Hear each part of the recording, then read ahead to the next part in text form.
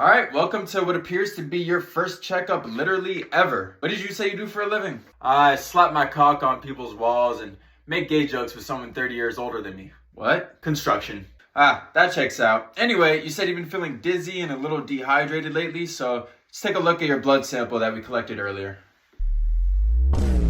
What the fuck is this? It's my blood sample. You just said it. I mean, I got that, but never mind. Somehow you're still alive. Let's take a look at your x-ray.